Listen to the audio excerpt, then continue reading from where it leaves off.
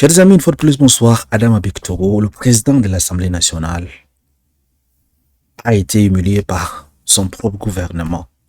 Qu'est-ce qui s'est passé? Vous savez, dernièrement, il a essayé, n'est-ce pas, d'aider le groupe parlementaire du PDCRD afin, n'est-ce pas, d'annuler la convocation qui avait été remise à Adama Barrow après Doum Ismaïla, dont le porte-parole du PDCRDA, également député du PDCRDA, était convoqué par la police. Donc, du coup, le groupe parlementaire, donc conduit par le chef du file d'eau, est allé voir Adama Barrow afin de voir comment est-ce que cette situation devrait donc se passer. Comment est-ce qu'on pouvait donc arranger les choses pour peut-être annuler donc cette convocation. Alors, jusqu'à ce que, si vous avez remarqué, vous avez vu la note qu'a fait sortir dans le chef du file du groupe parlementaire du PDCRD en remerciant l'intervention d'Adama Barrow. Mais juste après quelques temps, ça n'a pas fait quelques heures, Adama Barrow crée une note là, qu'ils ont partagée partout dans les réseaux sociaux, où il dit que chaque député devrait se porter responsable et répondre, n'est-ce pas, à la justice de son pays lorsqu'il est appelé. Donc, le 30 avril dernier, le RHDP a organisé une réunion concernant cette histoire. Ils accusent Adama Barrow vouloir donc peser de son poids pour annuler la convocation de Doum Ismaïla. Il est accusé de ça. Donc, il a été sermonné par le ministre. Selon donc les informations qu'on a reçues du Jeune Afrique, Ibrahim Khalil Konaté, le ministre de la Transition numérique et de la digitalisation, a interpellé Adama Barrow, le président de l'Assemblée nationale, l'accusant d'avoir manœuvré pour faire annuler une convocation par les forces de l'ordre de Soumaïla Bredoumikou, ici, le porte-parole du PDCRDA. Donc, c'est le ministre, n'est-ce pas, Ibrahim Khalil Konaté, qui a sermonné Adama Barrow, en fait. Il a fait savoir, donc, Jeune Afrique. Toujours, selon Jeune Afrique, cette intervention musclée a été immédiatement tempérée par Gilbert Kone Kafana, président du directoire du RHDP, qui a invité le ministre à adresser ses doléances au Premier ministre Robert Begré-Mambé ou au ministre de l'Intérieur et de la Sécurité, le général Facundo Diomande. Donc, dans cette réunion, le président donc, du directoire du RHDP avait vu que ça n'allait pas entre Barrow et le ministre Ibrahim Khalil Konaté. Et puis bon, il a demandé au ministre, n'est-ce pas, de voir cette histoire avec le Premier ministre ou bien le ministre de l'Intérieur. Parce que lui, à son niveau, ça lui dépasse. Dans les coulisses, c'est une audience tenue le 29 avril 2025 entre Adama Barrow et Simon Ndao, dont le président du groupe parlementaire du PDCRDA, qui aurait ouvert la voie à l'annulation de la convocation. Dans un communiqué, ces derniers a salué la grandeur d'esprit du président de l'Assemblée nationale et du ministre de l'Intérieur pour leur implication dans un règlement. Vous avez vu la note, je pense, sur les réseaux sociaux. Donc, c'est sa note ici. Je tiens à rappeler que tout parlementaire est tenu de répondre à toute convocation émanant des autorités compétentes.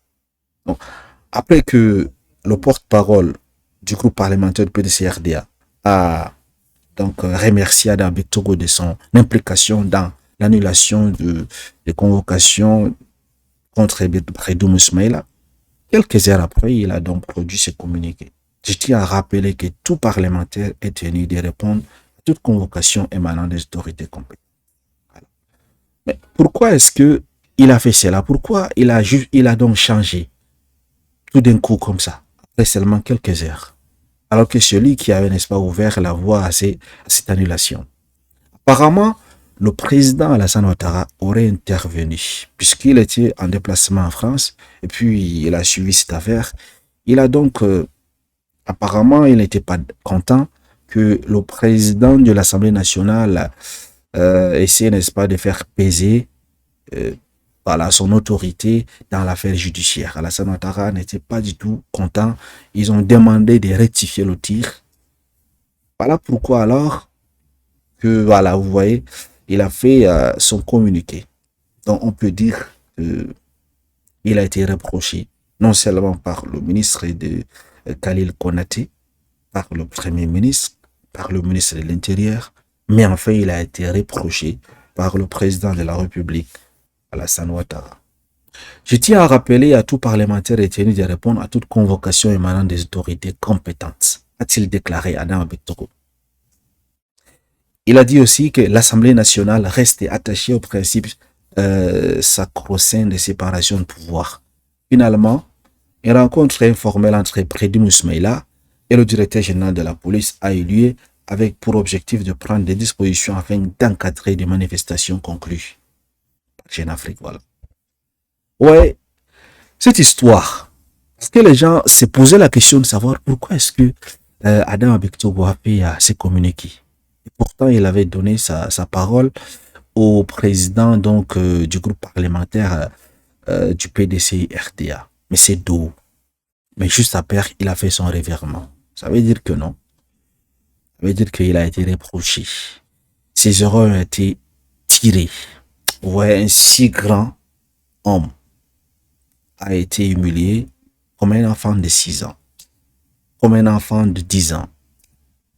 Le ministre Ibrahim Khalil Konaté et ensuite par le Premier ministre et enfin par le président de la République. Et ils se sont justifiés en disant que il n'a pas le droit de s'immiscer dans l'affaire judiciaire. Ça veut dire que le climat est tendu entre Adam Bektoro et certains ministres, n'est-ce pas, du gouvernement. Chers amis, pour finir donc, est-ce qu'Adama Bektoro est-il en danger? Parce que nous savons tous comment est fini Guillaume Soro, puisqu'il a également été le président de l'Assemblée nationale et voulait devenir président de la République. Est-ce qu'Adama Bektoro aspire à devenir président de la République? Si c'est le cas, je pense qu'il est en danger en fait. Parce que il risque sûrement de connaître le même sort que Guillaume Soro. Mais si c'est pas le cas, ils ont juste tiré ses oreilles pour qu'il revienne sur la route pour dire, avant de prendre certaines décisions, malgré que tu es un président de l'Assemblée nationale, tu dois d'abord nous consulter. Tu peux pas prendre certaines décisions, surtout des décisions comme, voilà, comme ça, juste comme ça. Tu as besoin de nos feux verts, malgré que tu es le président de l'Assemblée nationale. D'où nous allons donc ajouter un truc, la séparation de pouvoir, en tout cas, ça n'existait pas en Côte d'Ivoire. C'est la première chose. La deuxième chose, est-ce qu'Adama Bektoro pense à des projets pour devenir un président de la République? Si c'est le cas, ça risque de... Voilà.